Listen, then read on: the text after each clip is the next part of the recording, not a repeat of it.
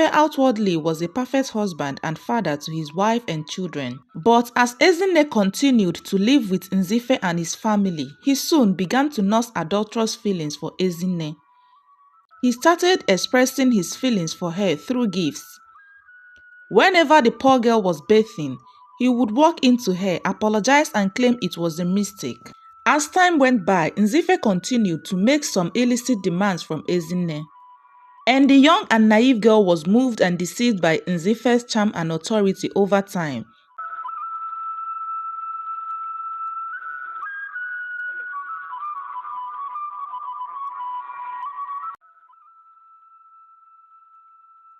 Once upon a time, there lived a man named Nzife. He had a wife whose name was Ugogbe.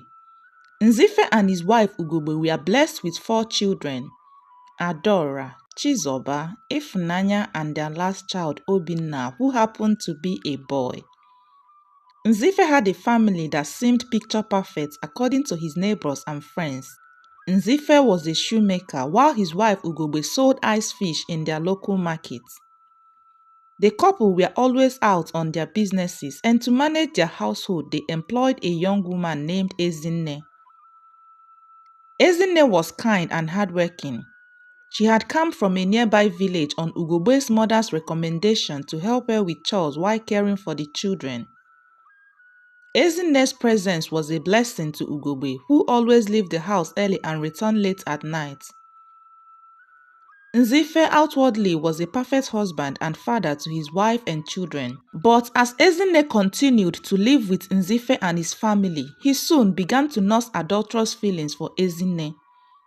He started expressing his feelings for her through gifts.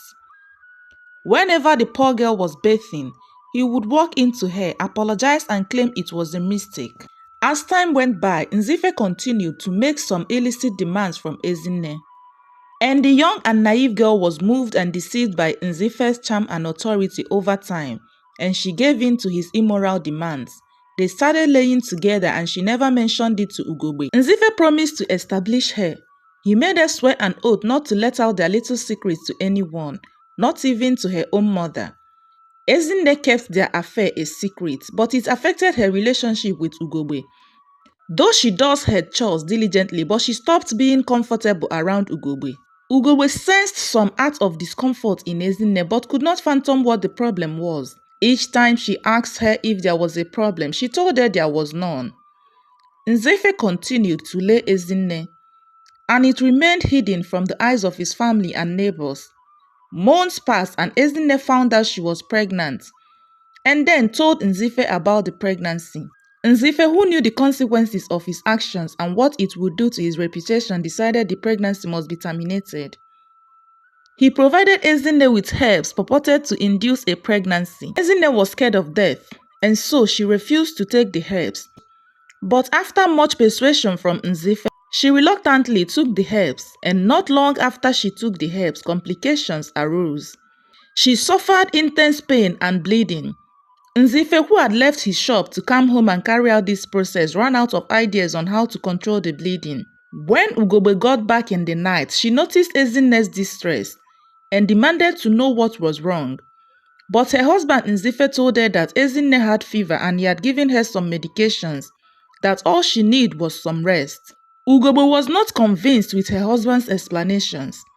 Because she had as a woman seen the pains in Ezinne's eyes and had thought it to be more than that of fever, Ugogbe went to bed that night but couldn't sleep as she wondered what could be wrong with her help Ezinne.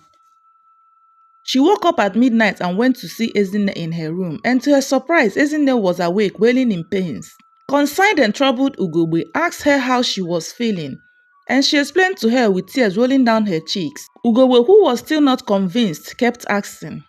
And under immense pressure, Ezinne confessed to Ugogbe about her husband's affairs with her. She told her how Nzife used to return home every afternoon when everyone was away to lay with her. She told her how he made her take an oath to keep it a secret or die, and that was why she hadn't said it to anyone. Ezinne told Ugogbe that the pains she felt was as a result of the herbs he gave to her to terminate her pregnancy. Ugogbe could not believe her ears. Her world came crumbling at her feet as she wondered if she ever knew the man she was married to. That night, out of curiosity, Ugogbe could not wait till morning to speak to her husband, and so she went to their room, woke Nzife up and asked him what he had done. Nzife hadn't known his wife had found out about his affair with Ezinne, pretended not to know what she was talking about. But after she told him Ezinne had told her everything, he vehemently denied the accusations. Nzife told his wife that on few occasions, he had come home to pick some things during middays and had met Ezinne with some boys in their neighborhood. And then he accused the local area boys of taking advantage of Ezinne, painting himself as a victim of false accusations.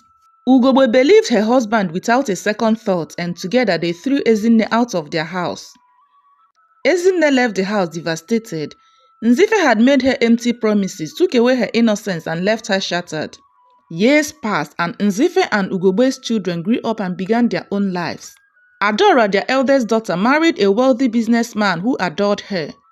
They lived together for many years without the joy of a child's laughter in their home.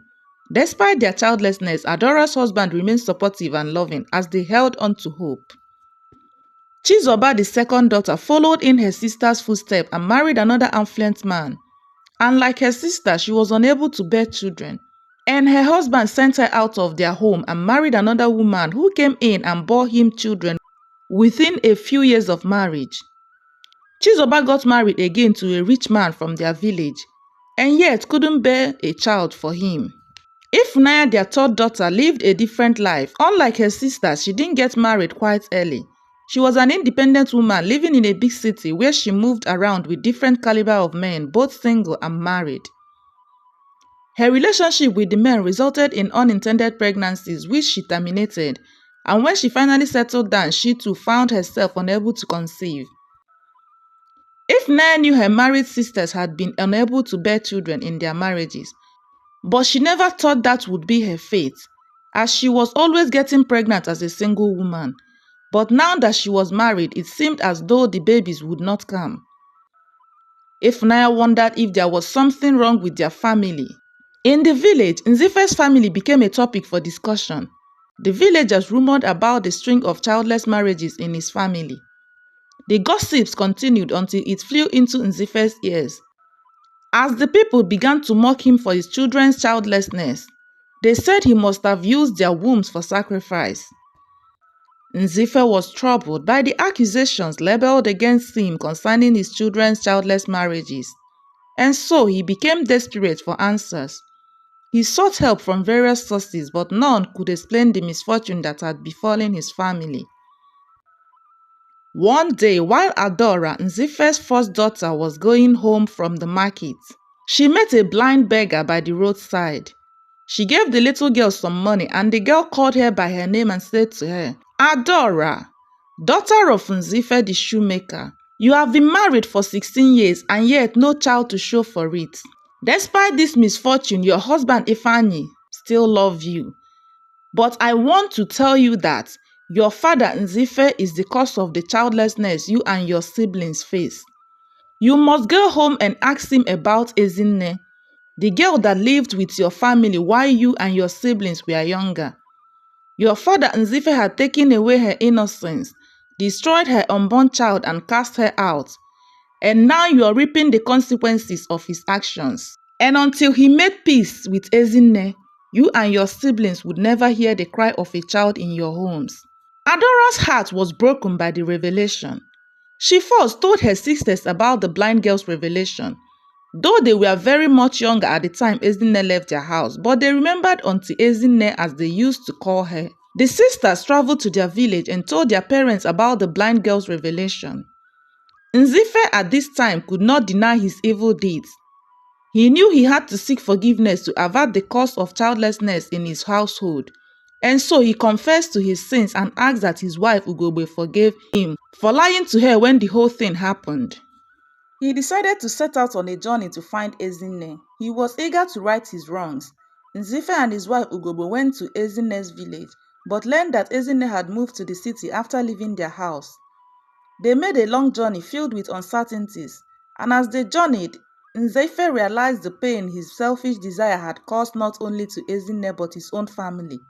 After months of searching, they finally found Ezinne living in a faraway village of Okpo, where she sewed clothes. Ezinne was shocked to see them, as she had never thought she would see them again.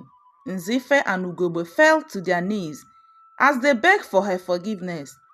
Ezinne had laid a curse on him without knowing it would affect his children, whom she had loved so much during her stay with them. Though she was hurt by Nzife, she felt pity for the impact of the curse on his children's marriages and decided to release the curse. She knew that holding on to the past would not bring her peace. Nzife and his wife Ugogbe returned home and shared the news with their daughters. After a year, Adora and her husband welcomed a twin boy and girl into their home, followed by Chizoba and Ifunanya. The joy of the family became complete as they all continued to live a harmonious and fulfilled life in their respective homes. Nzife's son Obinna got married and the family contacted Ezinne to make the clothes for the ceremony. Ezinne was happy and she made the best looking outfit worn on the wedding day.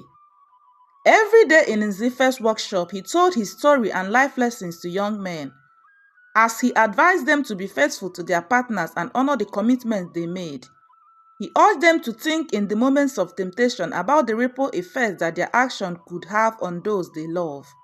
Hello, favorite one. Thanks for listening to my stories.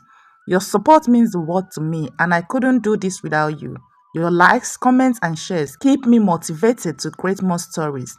If you're new here, welcome to the channel. Don't forget to hit the like button, subscribe, and turn on the post notification bell so you never miss out on any of my new stories. Thanks again and see you in the next story.